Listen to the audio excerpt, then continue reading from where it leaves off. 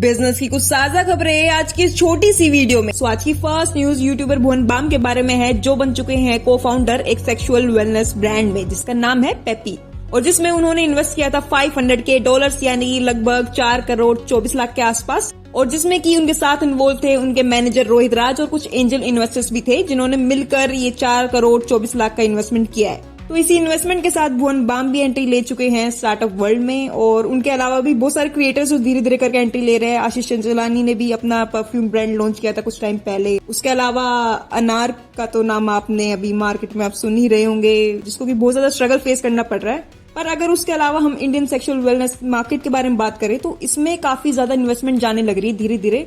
अगर हम सेलिब्रिटीज की भी बात करें तो रणवीर सिंह, दीपिका पादुकोण ने भी स्टार्टअप्स में इन्वेस्ट किया है जो कि सेक्सुअल वेलनेस मार्केट में काम करते हैं। तो बढ़ते हैं नेक्स्ट न्यूज की तरफ, जो कि है सैमसंग के बारे में, और जो कि बहुत बड़ी न्यूज है क्योंकि सैमसंग बेचारा फालतू में फंस गया है अमेजन और फ्लिपकार्ट वाले सेलर के केस में।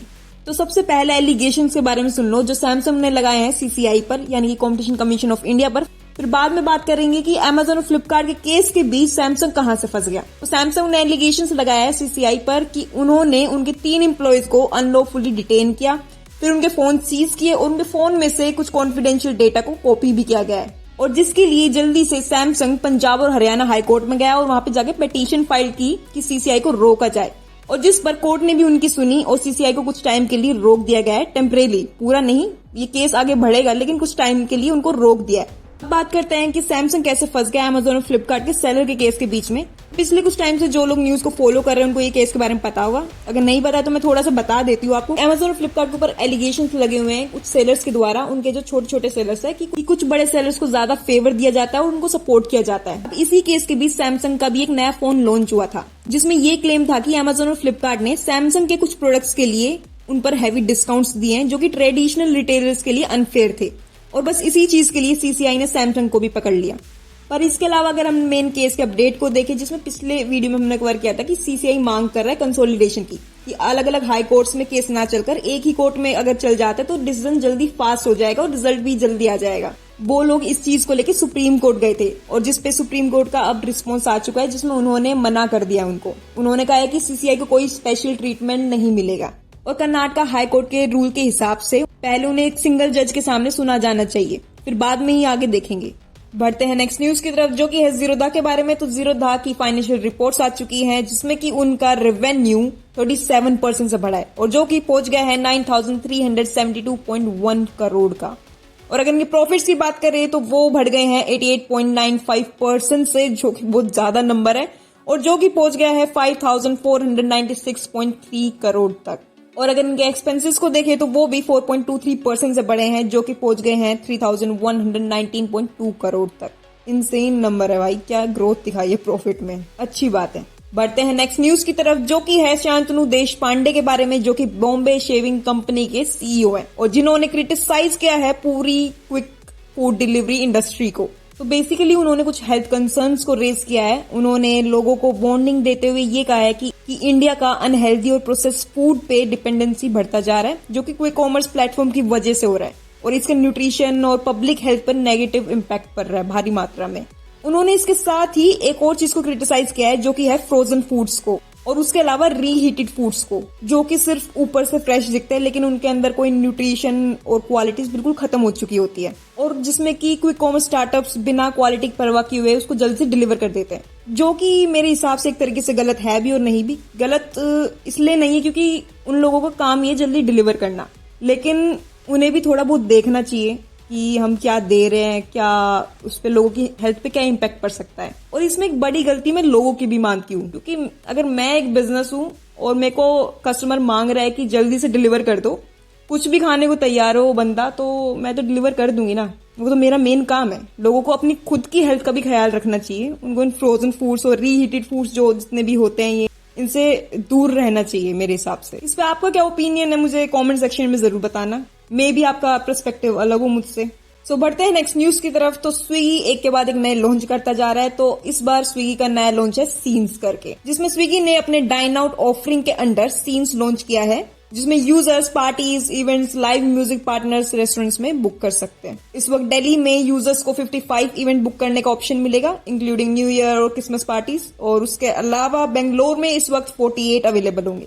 और वुमेन्स के लिए इस चीज के लिए एक नई सर्विस लॉन्च हो चुकी है। नहीं, स्विगी ने नहीं किया, उबर ने नया लॉन्च किया है वुमेन्स के लिए। तो उबर ने बेंगलोर में उबर मोटो वुमेन लॉन्च किया है, जो सिर्फ वुमेन राइडर्स के लिए अवेलेबल होगा, जिसमें कि वुमेन ही बाइक राइड प्रोवाइड करेंगी वुमेन्स को। और ये किस लिए हुआ है, ये तो आप सभी को पता ही होगा, वुमेन सेफ्टी के लिए हुआ है, जो कि बहुत ज्यादा इंपॉर्टेंट है।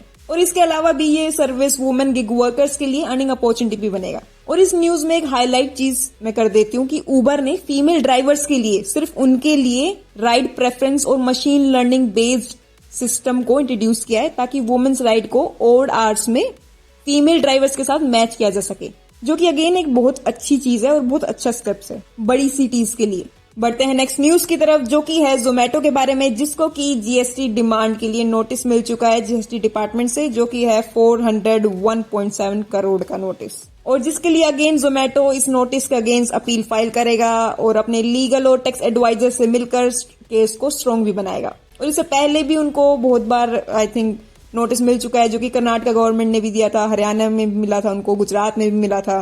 तो ठीक है, बढ़ते हैं नेक्स्ट न्यूज की तरफ, जो कि है ब्लिंकिट के बारे में, जो कि अगेन जोमेटो का ही है। तो उन्होंने भी एक नई सर्विस लॉन्च कर दी है, और जो कि है अभी पायलट मोड पर गुड़गांव में चल रही है। अभी धीरे धीरे इसको देखेंगे वो एक्सपेंड कहाँ करते हैं। तो जोमेटो ओन ब्लिंकिट ने अपनी एक नया ऐप बेस्ट्रो लॉन्च किया है, और जिसमें कि वो सर्विस लॉन्च करेंगे 15 मिनट्स में, जिसमें कि वो मील्स डिलीवर करेंगे, स्नैक्स डिलीवर करेंगे, बेवरेजेस डिलीवर करेंगे, जिसमें कि टी, कॉफी सब इंक्लूडेड होगा।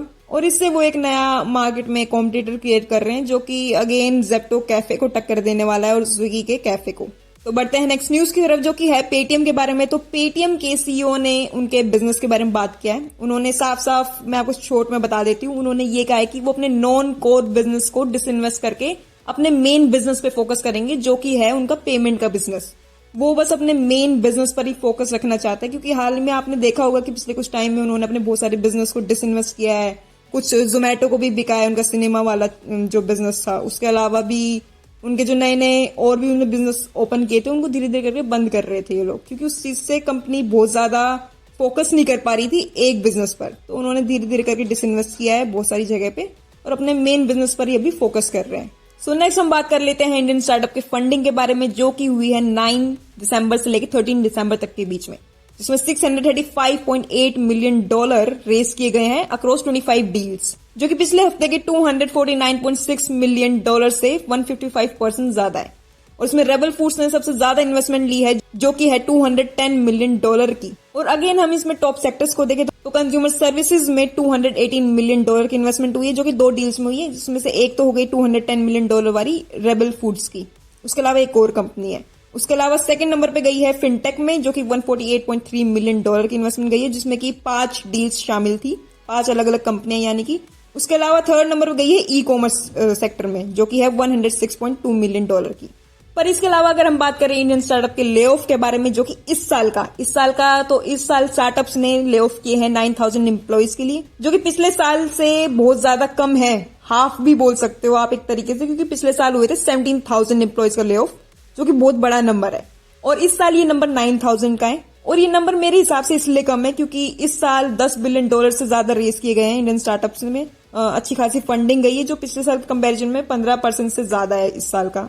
तो लास्ट न्यूज इंटरनेशनल न्यूज के बारे में है, जो कि कल की वीडियो में कवर होगी, क्योंकि आज वो पॉसिबल नहीं हो पाई, तो कल वो वीडियो पोस्ट होगी, तो कल जरूर देखना।